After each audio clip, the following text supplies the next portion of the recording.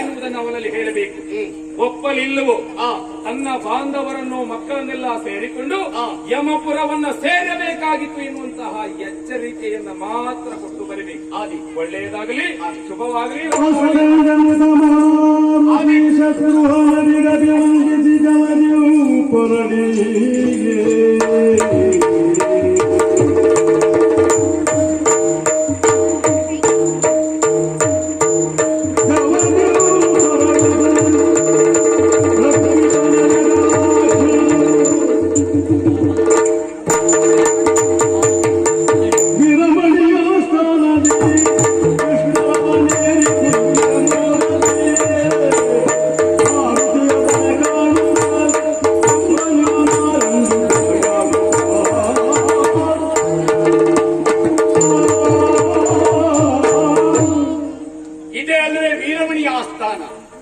ಗದ್ದುಗೆಯನ್ನ ಏರಿ ವೀರಮಣಿ ಕುಳಿತುಕೊಂಡಿದ್ದಾನೆ.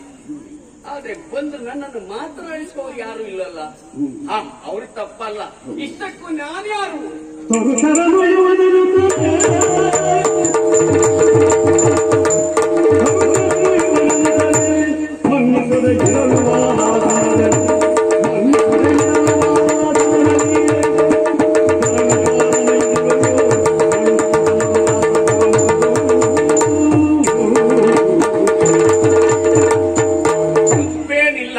ಆಕಸ್ಮಿಕವಾಗಿ ಸಭೆಗೊಂದು ಮಂಗ ಬಂದ್ರೆ ಏನ್ ಆಸನ ಕೊಡ್ಲಿಕ್ಕಾಗುತ್ತದ?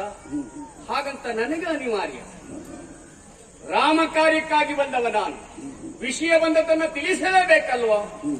ಕೆಲವೊಮ್ಮೆ ಎತ್ತರದಲ್ಲಿದ್ದ ವ್ಯಕ್ತಿಗಳನ್ನ ಮಾತನಾಡಿಸುವುದಕ್ಕೆ ಸಾಧ್ಯ ಆದರೂ ಅಷ್ಟೇ ಎತ್ತರಕ್ಕೆ ನಾವೇ ಇರಬೇಕು. ಅದಲ್ಲ, ನಾವಿರುವಲ್ಲಿ ಅವರನ್ನ ಬರೆಸಿಕೊಳ್ಳಬೇಕು. ಅಂತದ್ ಯಾಕೆ ಮಾಡಬೇಕು?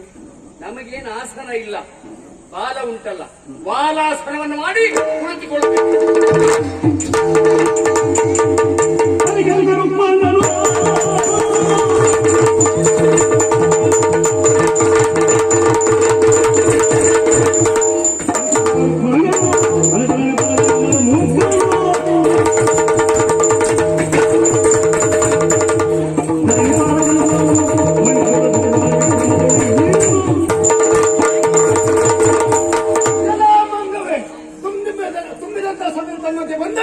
ಬಾಯಿಗೆ ಬಂದ ಹಾಗೆ ಮಾತನಾಡ್ತಾ ಇದ್ದವನು ನೀನಿದ್ಯಾ? ನೀನಪ್ಪ ಮಠಮುಖ.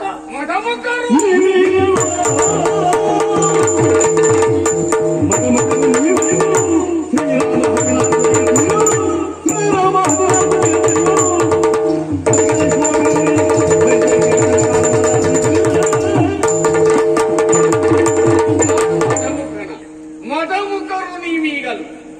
ಕುದುರೆಯನ್ನ ಕಟ್ಟಿರುವುದು ರಾಮನ ಅಶ್ವಮೇಧಕ್ಕೆ ಸಂಬಂಧಪಟ್ಟದೆಂಬುದನ್ನು ತಿಳಿಯದೆ 14 ಒಡೆಯರಾದಂತಹ ಶ್ರೀರಾಮಚಂದ್ರನ ಕುದುರೆಯನ್ನ ಕಟ್ಟಿ ನೀವು ಮಾಡಿದ್ದು ತಪ್ಪು ಎಂಬುದನ್ನು ಮರೆಯಬೇಡಿ.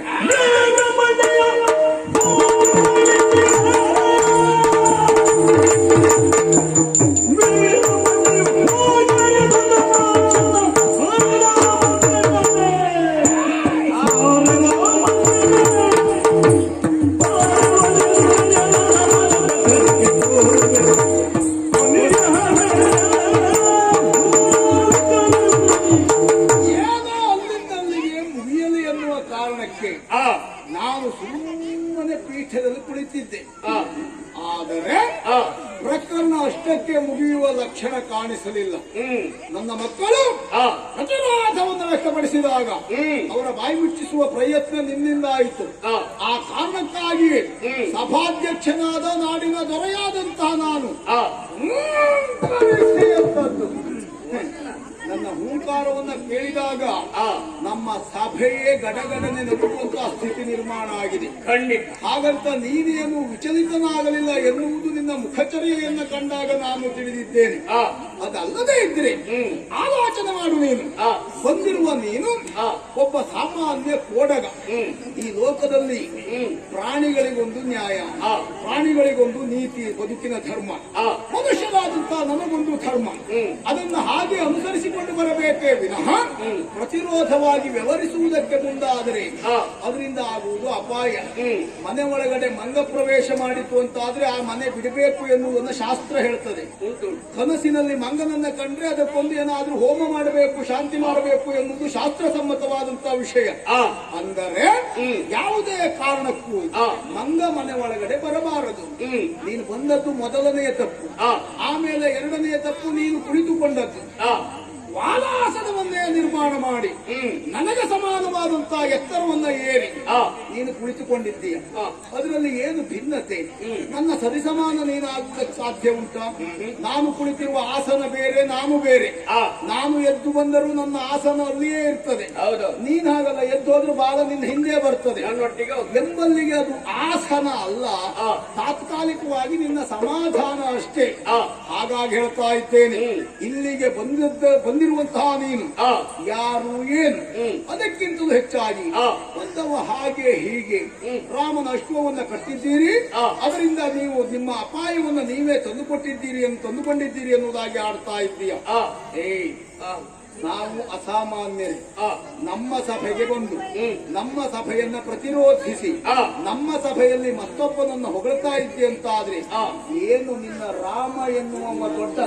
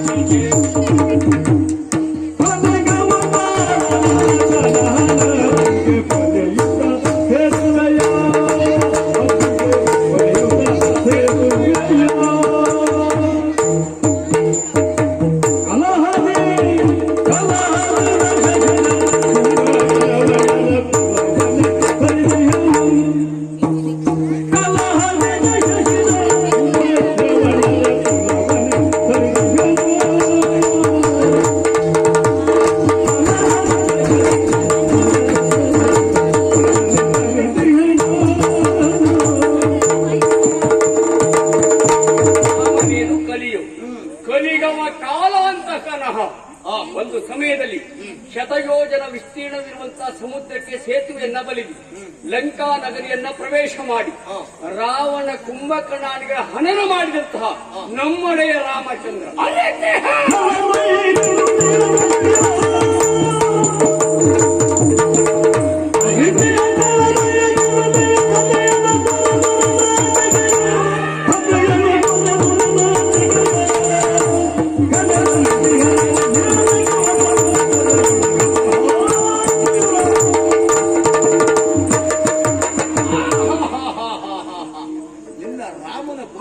ಬಹಳಷ್ಟನ್ನು ಆಡಿಕೊಳ್ಳುವುದಕ್ಕೆ ಮುಂದಾಗಬೇಡ.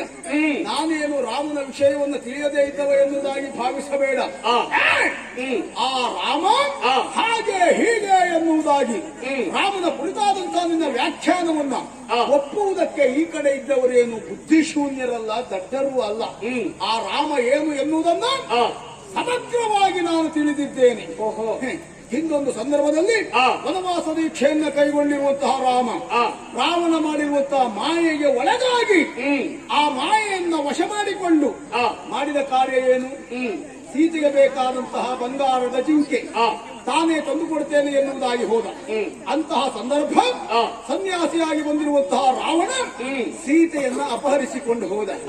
ಏ ಪುಣ್ಯಾತ್ಮ, ರಾಮ ಒಬ್ಬ ದೊಡ್ಡ ವ್ಯಕ್ತಿ ಹೌದು, ಕಾಲಾಂತಕನೇ ಹೌದು ಅಂತಾದ್ರೆ, ರಾಮನಲ್ಲಿ ಅಂತ ಯೋಗ್ಯತೆ ಇದ್ದದ್ದೇ ಹೌದು ಅಂತಾದ್ರೆ, ರಾವಣನಂತ ಒಬ್ಬ ಲೋಕ ಕಂಟಕ ಮಾಡಿರುವಂತಹ ಮಾಯೆಗೆ ರಾಮ ಒಳಗಾಗ್ತಾನೆ ಅಂತಾದ್ರೆ ಅವ ಯಾವ ದೊಡ್ಡ ವ್ಯಕ್ತಿತ್ವವನ್ನು ಹೊಂದಿದ್ದಾನೆ ಎನ್ನುವುದನ್ನು ಒಪ್ಪಿಕೊಳ್ಳುವುದಕ್ಕೆ ಸಾಧ್ಯ?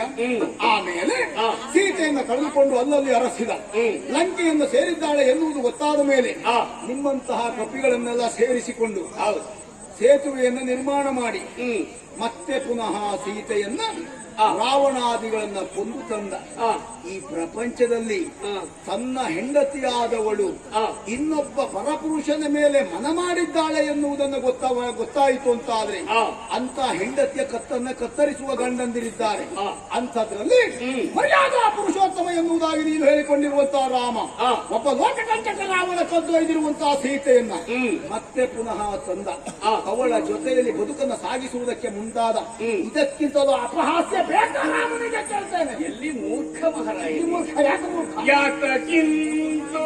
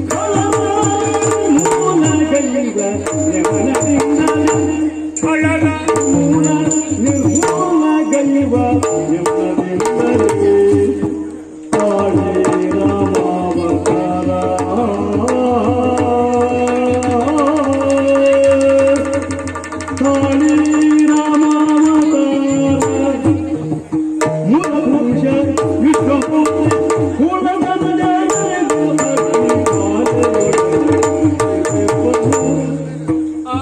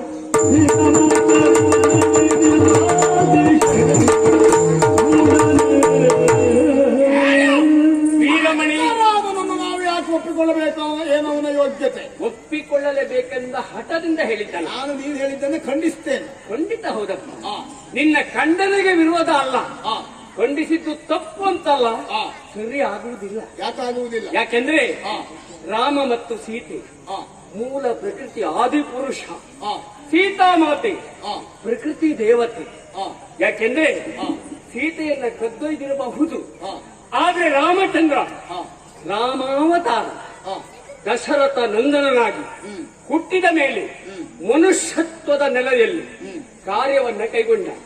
ಅವನನ್ನು ದೇವರಂತ ಗುರುತಿಸುವುದೇ ಯಾರು? ಆ, ನಂಬಿದ ನಮ್ಮಂತ ಭಕ್ತರು. ಹ್ಮ್, ಅನೇಕ ಘಟನೆಗಳನ್ನ ನೋಡಿ ನಿಜವಾಗಿ ಅವತರಿಸಿ ಬಂದ ದೇವಪುರುಷ ಅಂತ ನಾವು ಒಪ್ಪಿಕೊಂಡೆವು. ಅಂದ್ರೆ ತನ್ನ ಹೆಂಡತಿಯನ್ನ ತಾನು ರಕ್ಷಣೆ ಮಾಡಿಕೊಳ್ಳಿಕ್ಕಾಗದೇ ಇದ್ದವನು ದೇವರಿಲ್ಲ.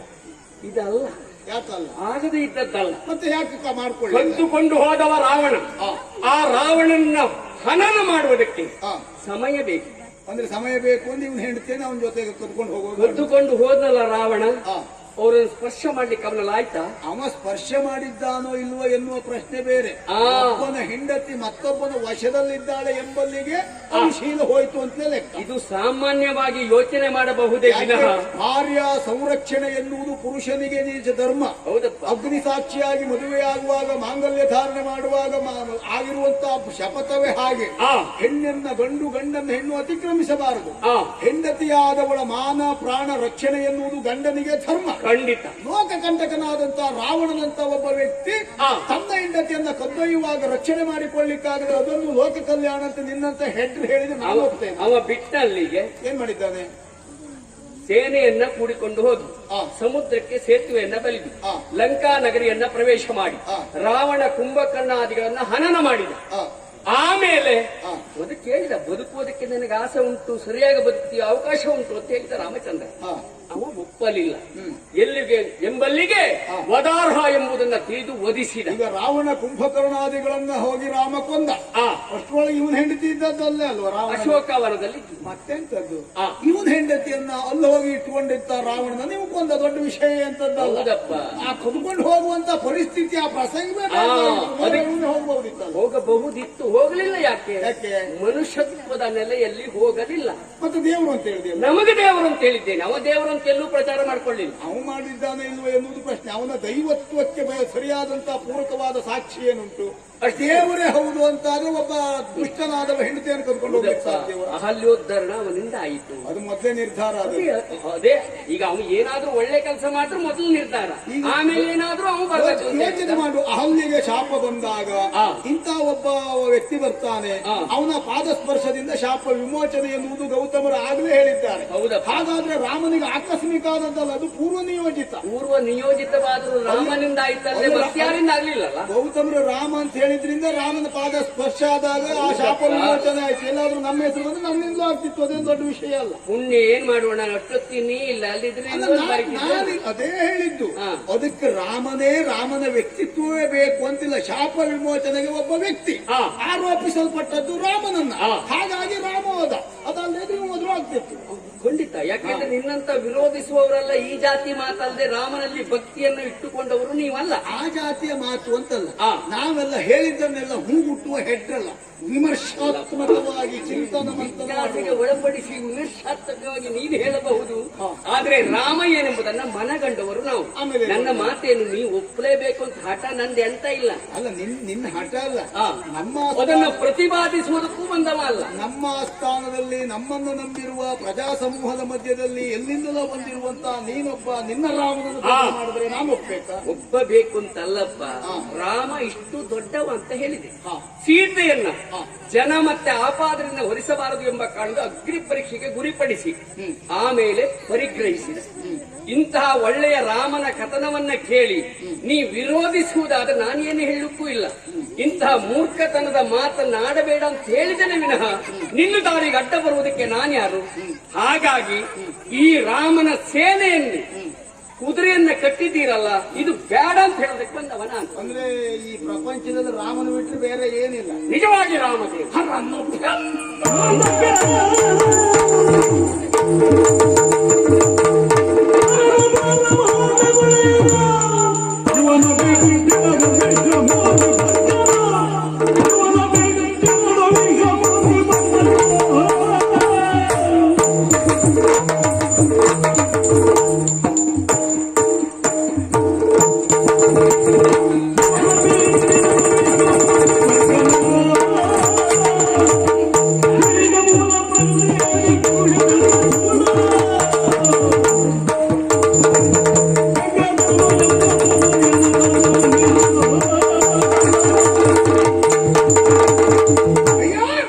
ರಾಮನೇ ಮೂಲ ಪ್ರಕೃತಿ ಪುರುಷ. ಹೌದು. ರಾಮ ಸೀತೆಯರೇ ಎನ್ನುವುದಾಗಿ ನೀನು ಹೇಳಬಹುದು. ಆ ರಾಮನ ಯೋಗ್ಯತೆಯನ್ನ ನಾವು ಹಾಗೆ ಒಪ್ಪುವುದಕ್ಕೆ ಸಾಧ್ಯತೆ ಇಲ್ಲ. ಯಾರೋ ಆಡಿದಂತಹ ಮಾತನ್ನ ಅದು ಸತ್ಯ ಎನ್ನುವುದಾಗಿ ತಿಳಿಯುವಷ್ಟು ಮೂರ್ಖರು ನಾವಲ್ಲವೇ ಅಲ್ಲ. ಆದ್ದರಿಂದಲೇ ರಾಮನ ಕುರಿತಾದಂತಹ ಜಿಜ್ಞಾಸೆ, ರಾಮನ ವ್ಯಕ್ತಿತ್ವದ ಕುರಿತಾದಂತಹ ನಮ್ಮ ಸಂಶಯ ಒಂದೆರಡು ವಿಷಯದಲ್ಲಿ ಅಲ್ಲವೇ ಅಲ್ಲ.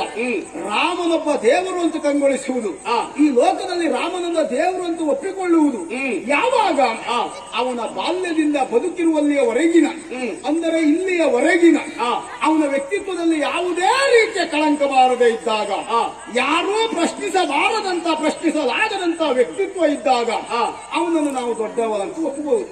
ನೀನು ಹೇಳ್ತಿ ಲೋಕ ಕಲ್ಯಾಣಕ್ಕಾಗಿ ದುಷ್ಟನಾದಂತಹ ರಾವಣಾದಿ ಕುಂಭಕರ್ಣಾದಿ ರಕ್ಕಸರನ್ನು ವಧಿಸುವುದಕ್ಕಾಗಿ ಸೀತಾಪಹಾರ ಪ್ರಕರಣವನ್ನು ನೇಮ. ಈ ಪ್ರಪಂಚದ ಯಾವ ಹೆಡ್ಡ ಯಾವುದೋ ಲೋಕ ಉದ್ಧಾರಕ್ಕಾಗಿ ತನ್ನ ಹೆಂಡತಿಯನ್ನು ಪರಪುರುಷನೊಟ್ಟಿಗೆ ಕಳುಹಿಸಿ ಅವನನ್ನು ಕೊಲ್ಲುವುದಕ್ಕೆ ಪ್ರಯತ್ನ ಮಾಡ್ತಾನೆ. ಸರಿ, ಕಳುಹಿಸಿದ ಅಂತೂ ಒಪ್ಪಿಕೊಳ್ಳೋಣ, ಲೋಕ ಕಲ್ಯಾಣಕ್ಕೆ ಅಂತ ಇಟ್ಟುಕೊಳ್ಳೋಣ. ಈಗ ರಾವಣ ಸೀತೆಯನ್ನು ಅಪಹರಿಸಿದ್ದನ್ನು ತಿಳಿದಂತ ರಾಮ ಕಪಿಸೇನೆಯೊಂದಿಗೆ ದಾಳಿ ಮಾಡಿದ ಲಂಕೆಯ ಮೇಲೆ ನಿನಗೆ ಲೌಕಿಕವಾದಂತಹ ಒಂದು ಸಣ್ಣ ಉದಾಹರಣೆ ಕೊಡ್ತೇನೆ.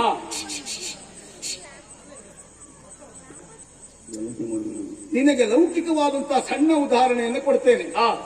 ಧೂಮನೆನ್ನುವವನ ಹೆಂಡತಿಯನ್ನ ತೋಮನೆನ್ನುವಾತ ಧೂಮನಿಲ್ಲದೆ ಇರುವಂತಹ ಪರಿಸ್ಥಿತಿಯನ್ನು ನಿರ್ಮಾಣ ಮಾಡಿ ಆ ಧೂಮನ ಹೆಂಡತಿಯನ್ನು ಕರೆದುಕೊಂಡು ಹೋದ.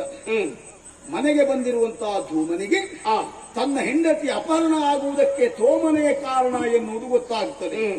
ತಡ ಮಾಡುವುದಿಲ್ಲ. 4-6 ಜನ ತನ್ನ ಪಂಗಡದವರನ್ನೆಲ್ಲ ಸೇರಿಸಿಕೊಂಡು ಹೋಗಿ ಧೂಮನನ್ನ ಹೊಡೆದು ಬಡಿದು ತನ್ನ ಹೆಂಡತಿಯನ್ನ ಪುನಃ ವಶಪಡಿಸಿಕೊಂಡು ಕರ್ಕೊಂಡು ಬರ್ತಾನೆ. ಇದು ಯಾಕೆ ಹೇಳಿದ್ದು ಗೊತ್ತಿಲ್ಲ.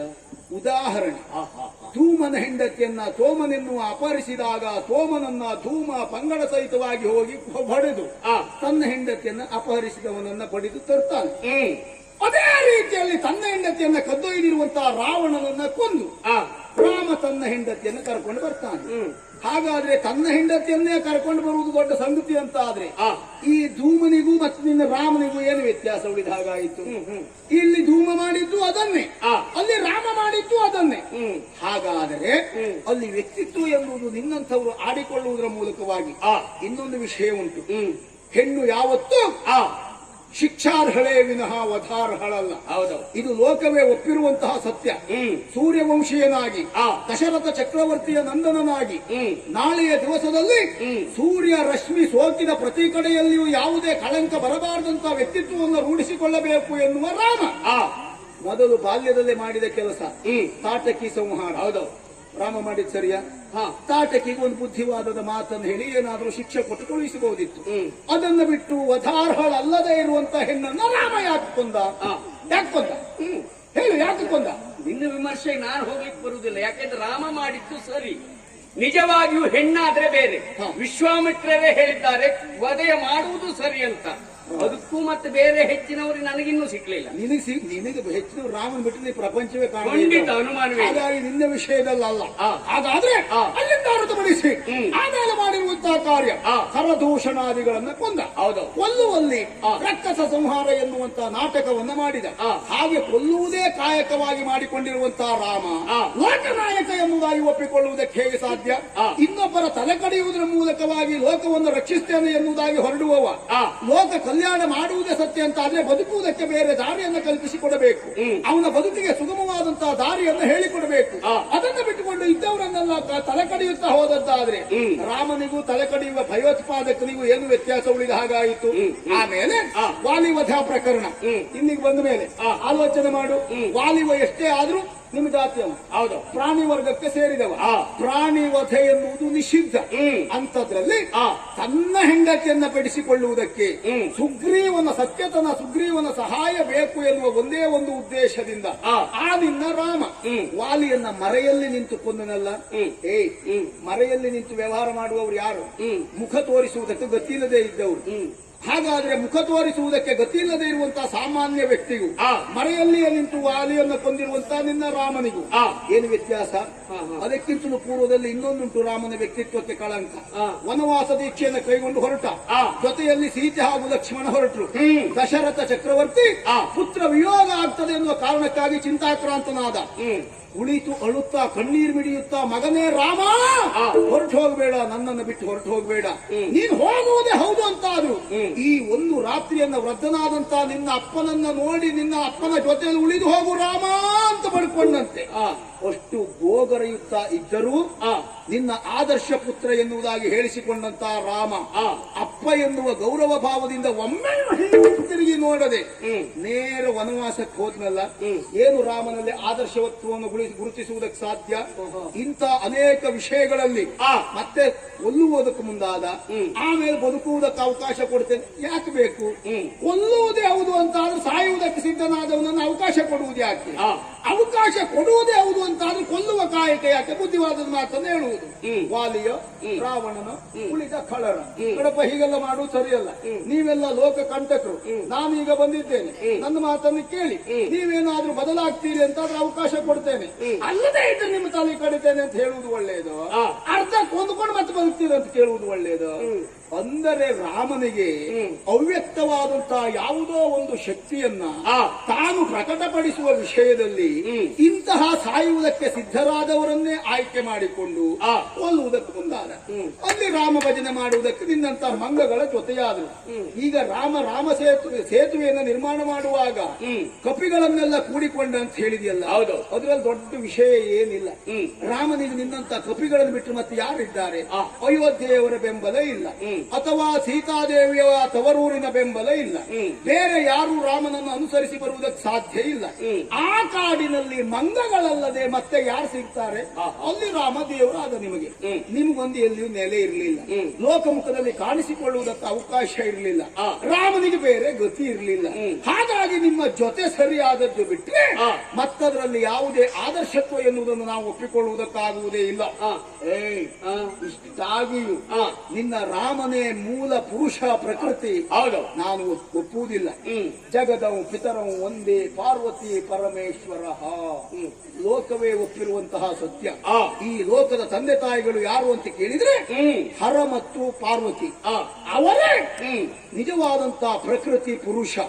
ನನ್ನ ಅಳಿಯನು ಹೌದು, ನನ್ನ ಮನೆ ದೇವರು ಹೌದು, ಮನದ ದೇವನು ಹೌದು. ಹರನ ಬಿಟ್ಟಿರೋದು ಈ ಪ್ರಕೃತಿಯ ಪುರುಷನು ಎನ್ನುವುದು. ಹಾಗಾಗಿ ಯಾವುದೇ ಕಾರಣಕ್ಕೂ ನಿನ್ನ ರಾಮನನ್ನು ಒಪ್ಪುವ ಪ್ರಶ್ನೆ ಇಲ್ಲ.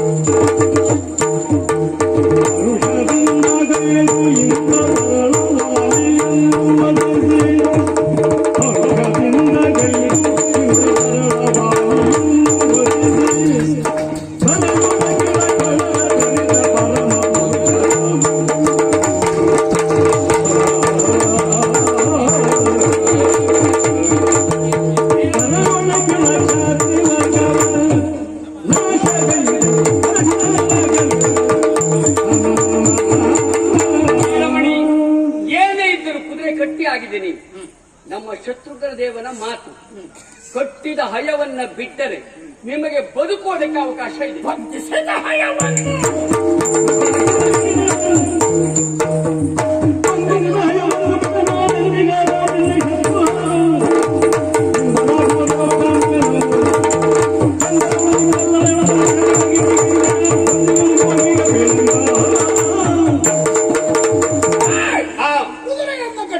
ಇದ್ದೇವೆ. ಕಟ್ಟಿದಂತ ಕುದುರೆಯನ್ನು ಬಿಡಿಸಿಕೊಳ್ಳುವುದಕ್ಕೆ ಆ. ಶತ್ರುಘ್ನ ರೂಪನಾಗಿ ನೀನು ಬಂದಿದ್ದೀಯ. ಹೌದೌದು. ಬಂಧಿಸಿದ ಹಯವನ್ನು ಆ. ಬಿಡುವುದೇ ಹೌದು ಅಂತ ಆದ್ರೆ ಆ. ಅದು ಕಟ್ಟುವುದಕ್ಕೆ ಹೋಗ್ತೇನಾ? ಇಲ್ಲ. ಕಟ್ಟಿದ ಹೌದು ಅಂತ ಆದ್ಮೇಲೆ ಯುದ್ಧ ಮಾಡ್ತೀವಿ. ಬಿಡುವ ಪ್ರಶ್ನೆ ಉಂಟಾ? ಇಲ್ಲ. ಯುದ್ಧ ಆಗಲೇ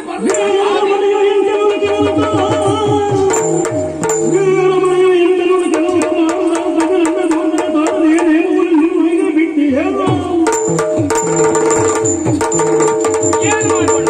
ಸಂಧಾನದ ಪ್ರಯತ್ನ ಮಾಡುವಂತ ಶತ್ರುಘ್ನ ದೇವಿ ಹೇಳಿದ್ದಾನೆ. ನನಗೆ ಮುಂದುವರಿಲಿಕ್ಕೆ ಹೇಳಿಲ್ಲ. ಬಿಡುವುದಿಲ್ಲ ಅಂತ ಆಯ್ತಲ್ಲ, ಏನು ಅಂತ ನೋಡುವಂತ.